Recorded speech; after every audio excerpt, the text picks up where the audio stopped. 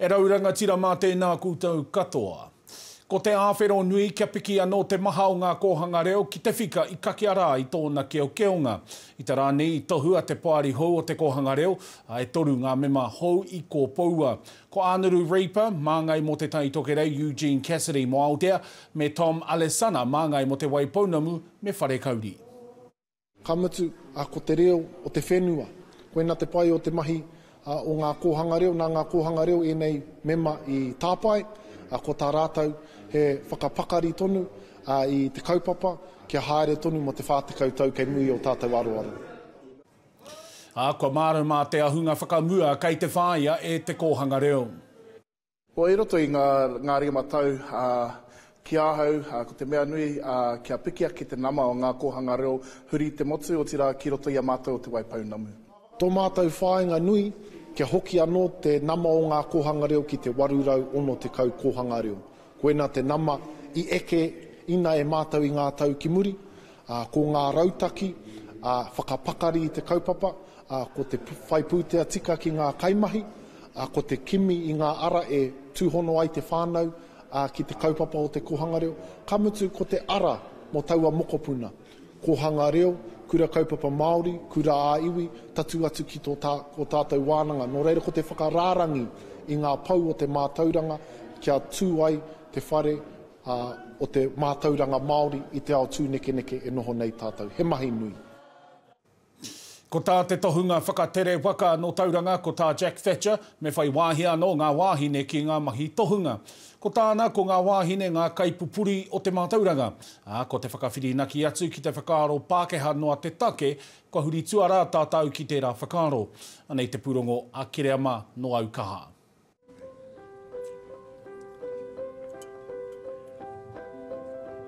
E te tini, e te rahi o Tauranga mona, ngā mihi. Kei raro i te manaakitanga o toa tātou nei tauhau Māori o Matariki rā. We're here to unveil this beautiful tohunga. It's a gift to Tauranga mona. Ko te hiringa o tēnei kaupapa ki au, tuatahi ake kei te tūhonohono i ngā aho ki ngā Hawaiki, huri i te moana nui a kiwa.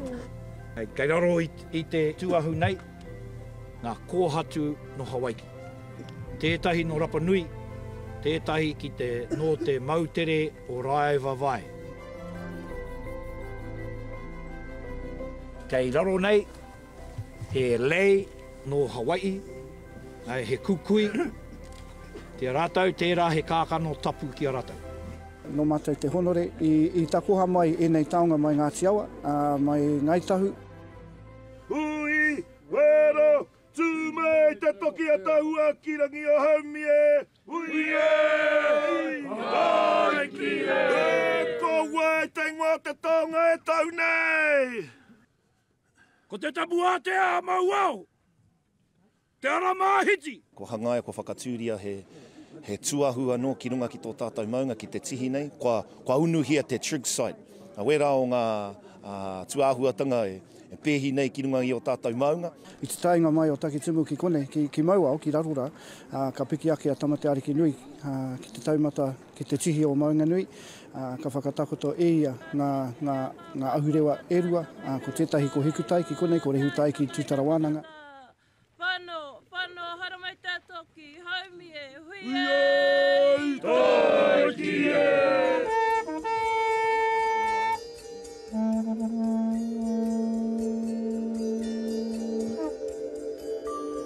Haramai te tini te mano, pāngia tōringa ki te kōhatu nei. Takina te ingoa, o nui o rahi ko whetūrangitia. Hui kākahu kawe. Mai a kuka. Mōre hunga toko. Kei te mātāmu o te whakaaro ko ngā kaumātua rātau i whawhai mo te whakahokinga mai tēnei maunga ki ngā iwi o Tauranga moana. Ko Kihi Ngātai, ko Mōrehu Ngātoko, ko Tami McLaughlin, ko Hui Kākahu Kawe. Era kua mene atu ki te pō i ngā tau kua hipa. Kārina Barau. Tātou kōpai. I karakia te wahine, i karakia te Pākehā, me te Māori i te ata nei, i pehia tērā ki ako. E pai ana tērā ki au. Koira kia whakatūwhera mai te kuaha. By bringing our two kōtiro in to do that. They had those two, one was on the muka and one was on hina. And so that's actually appropriate, that they get to share their ability to karakia with those that are applicable to them. I te tohua mai oku e toku rangatira kua mahi ai au. Ko kore whakai, ko kore whakahe, ko kore e whakaro, he wahine ahau. Ko wai te tangata e kite ana te ika Māui i runga i te matahaurua. Ko hine te apārangi i karangahia he ao tea. I believe that we have tohunga wahine. I know that's not something that everyone believes in. I actually feel we're too colonised in our thinking around how it's only men that can hold mā Tauranga. That's not true. You go to the marae and all our kuia know all of the whakapapa. Just recognise that our wahine have a stronger place beside us, not behind us. Kua tūwhera ngā tatau o te whare whakāturanga toi oihore i kia paua. Hei whakanui, hei whakamaimahara hoki i te oranga o ahorangi piri Jaja. He rongo nui ia i te ao haka, hei kai tito waiata hoki. He kai mahi hoki mo ngā iwi roto i ngā whakatau ngā tono tiriti. Nā i te aranga mai o matariki i te pai. Ka tika hoki me mauhara tātou kia rātau mā kua whetū rangitia. O te wātanga whara tāpore, o tāki tupu. Ko piri Jaja he toi whakairo he mana tangata. Kora te kaupapa o tēnei whakāturanga mō ngā tamariki. No te rā i matea piri nā tūmaranga i te oaha ki mo tōna pāpā ana ko te whakāturanga tuatahi o tēnei whare toi mōna, mō paua, mō piri. No reira, e rua tau, kua hipa atu, aha kua ngā piki, aha kua ngā heke. Iho rei Jaja, he uri no Ngāti Kahununu Ngāti Raukawa, me kaitahu i mahi ki te heringa waka, te whare wānanga o Wikitoria, mo te tekau mā ono tau. Ahakoa iritaia i noho tonu hei ruanuku ki te wānanga, me te mahi whakanui i te whakapōta e tauira. Me te haka noho heikau mātua ki te taha o te kāwana tianara, i whakanuia ki te tohu New Zealand Order of Merit, mo ana mahi i roto i ngā toi Māori. Mautonu ana oati mo ana mahi toi. Ka hoki ki tōna whakatau ki he toi whakairo he mana tangata, toku pāpā. He kind of poured his heart and soul into the marae, into our whānau whakapapa, into our histories. He's embedded them into stories, into songs, into karakia, and into our names. He te kaumārima nā taonga e hāngai ana ki ana mokopuna. Dad was a very generous man, and after his passing, as sad as it was, you couldn't say sad for too long because he'd given so much. Us in love, in taonga, in kōrero, in security, and that's all we can ask for from our father. And so our family are doing very well to carry that legacy within us, enabling new taonga, taking new adventures, and new endeavours, because we're strong individuals for it. Te matenga o tō tātou pāpā piri, tērā whakaro i toko ake i roto i atu, kia huakina tētahi whare toi ki te pito o te taone, ki te rori o taranaki nei, hei wāhi mā ngāri he, mā te katoa. Tēnei Molonu, Te Ao Mārama. Kia whakatātātau mo te wāpoto o kaitua ke tonu, ka kōrero atu tātau ki tētahi o ngā Kaiārahi Takirua o te Kapa Ōpango Māori.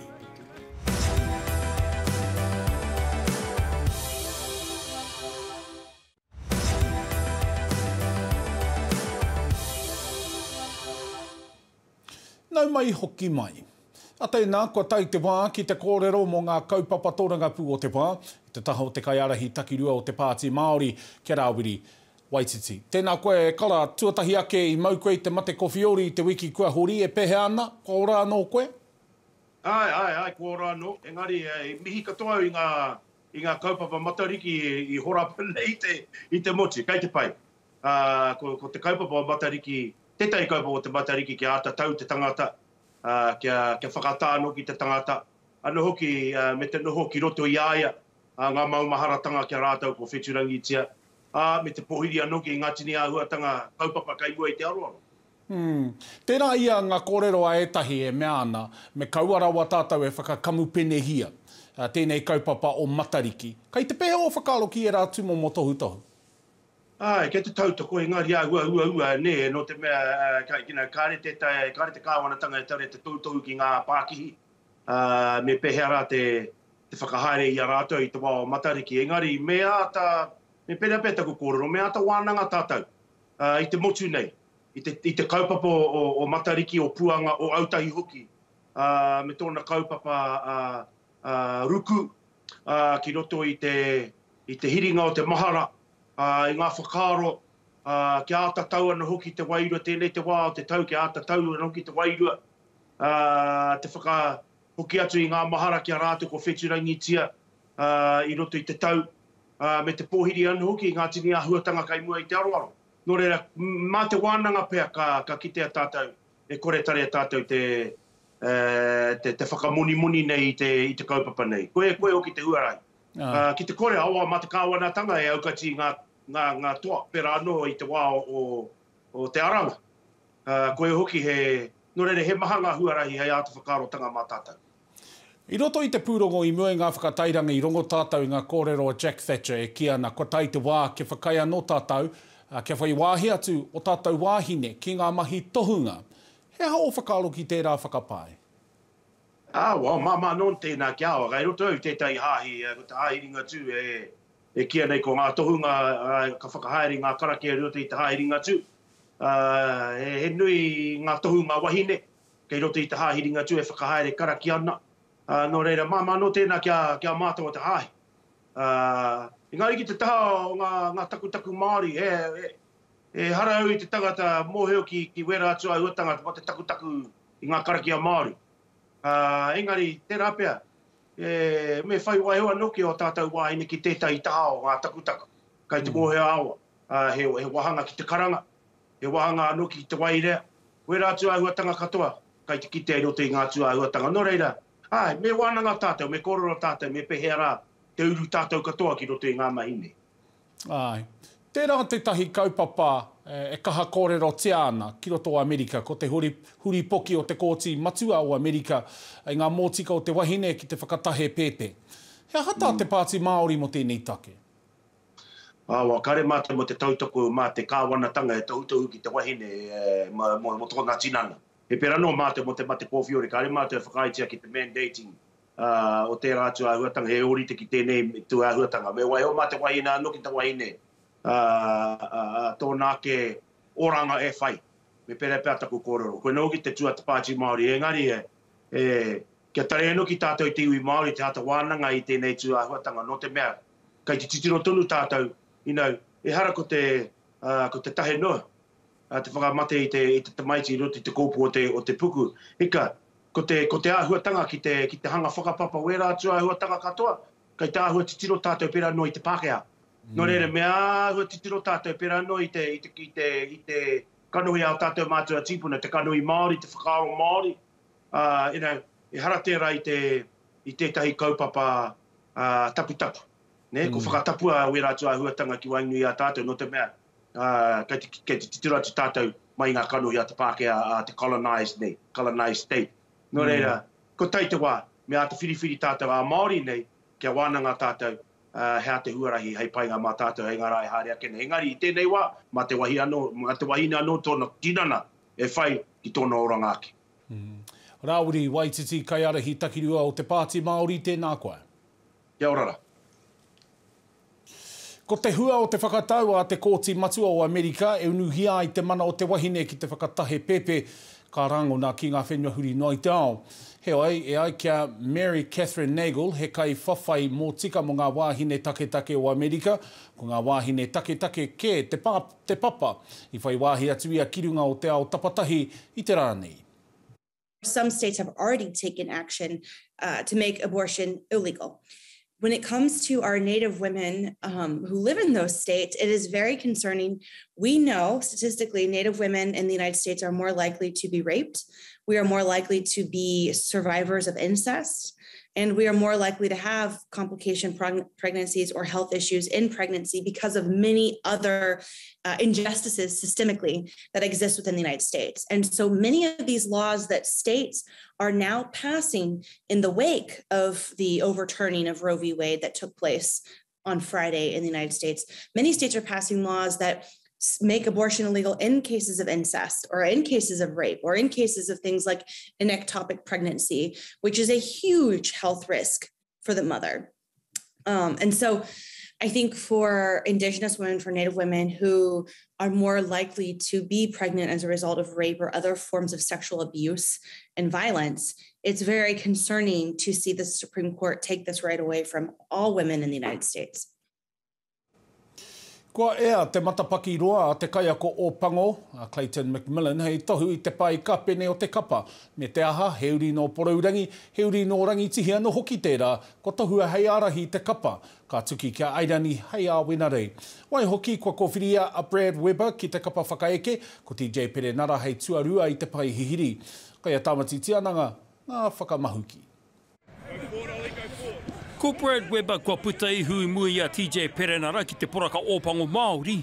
I've obviously led a fair bit with the Chiefs, and so when Clayton asked if TJ and I would do this, it was a pretty huge moment for both of us, and I suppose especially for me with TJ, like we've played rugby with and against each other since we were 15 or 16, so 15 years of history with him, and he's a good mate, so it's, yeah, look mate, it's just incredibly proud for us and our families. Ka piri atu o Weber ki ana hoa kapa Chiefs kia Josh Ioane o ngā puhi I te topatahi ki te uri o ngā te whakaue hoki kia rame ka poihipi I te toparua. Kia tirohia te kapa mo te kēmu kia Aireni he te kau katoa ngā tauhou.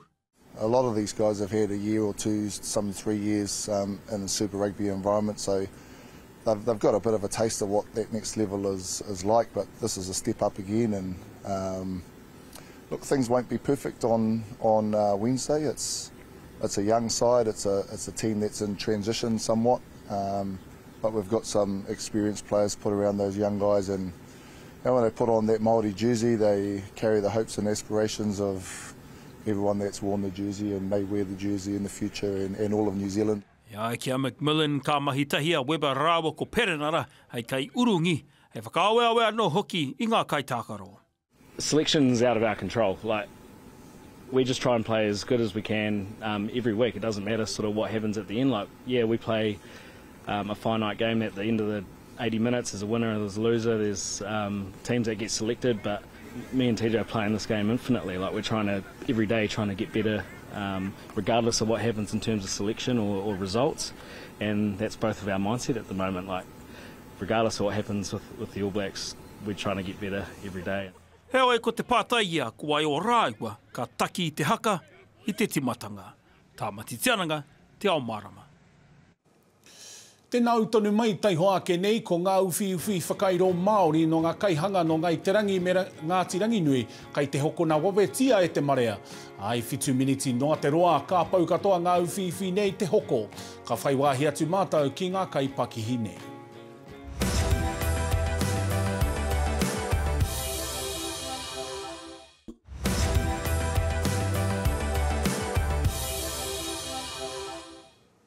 Tēnā rā tātou katoa. Tērā te wāhi nui ki te parei ki te hitori o Aotearoa. Nā koia tēnā ko te rawa kua whakapakihitia e tētahi tokorua no Tauranga moana. Nā Josh rāua ko whakaaua te kani o ngai te rangi me Ngāti Rangi Nui te kamupene o Noa Blankets I whakatū I te rātau. Ka mutu ko wai ko wārāua nā kahu prei ke te tuatahi hokona I te rua te kau mā whāhaora noiho. I whakaputaina te tuarua o ngā kahu prei ki te rāo matariki I te wharetoi o Tauranga I reira tō mātou kairi poata a Mārena Mane. He hoa hei whakahonore I ngā kai whakatere. So we named the collection the Wayfarer Collection, and basically it's a collection of stories that have really stood out to us in our community around finding our way forward.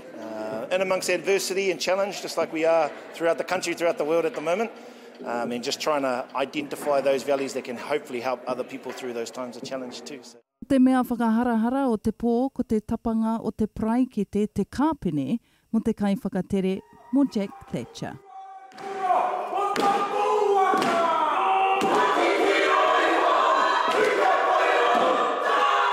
And the particular leader we honoured tonight is a navigator, is a wayfinder, a wayfarer. And so he's been really the core inspiration for this collection.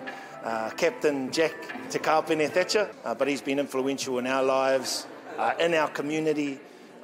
He's revived the traditional practices, many kapahaka, maurako, sailing.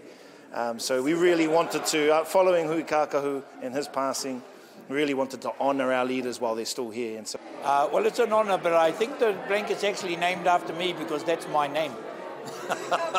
Yes, my full name is Tiaki Wepiha Te Kāpene Thatcher. So, well, honoured actually, very blessed that I have whānau and people that you know, they love me, I love them.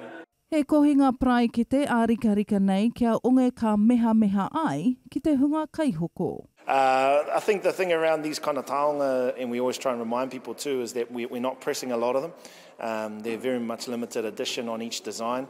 There are some designs that'll come that'll be consistent and consistently produced, but which, you know, with these stories, they are really treasures too. And rather than having 2,000 of them walk out the door, we really like the idea of there being just a limited few of them, that they're quite a precious taonga still to hold on to. Tata ki te rimarau mō ia praikete, a I pau ngā praikete te hoko I te whetū meneti noa. Mārena mane, Te Ao Mārama. Ko tai mai te wā kia titiro atu tātou ki ngā tohua tāwhiri mā te aki tō takiwā āpōpō. Tāmaki, herangi pai, haunga rā ngā kapua I te ata me te pō. Ki roto rua kāpaki te rā, kātahi ka kapua pua te rangi me te tō uarangi hei te pō rā, tūranga nui a kiwa herangi pai huarere. Ki o tautahi, kau aina kūtau me te hautonga e pupuhi ana, ka hiki hei te ahiahi. Ki tāhuna, he kapua he tū a ua, kātahi ka mahea I te ata. Ai whakakapi ki waiho pai, ka heke te ua I te ata me te kapua I te rangi. Akāti, koinā tā te ao e pupuru nei mo te whānuitanga wā mātou kaupapa, toro atu ki te taupā ngā Te Ao Māori, tirohia hoki tā mātou whārangi whukamata. Ai, taupoki I tēnei hōtaka kia rere atu tātou ki te whakataetai o te matatini te kaumaiwa me te haka o te kapa no taua taurā. Tēnei te kōrero atu roa te one tū a pai tahi, ka tau ki raro nei e, mauri ora.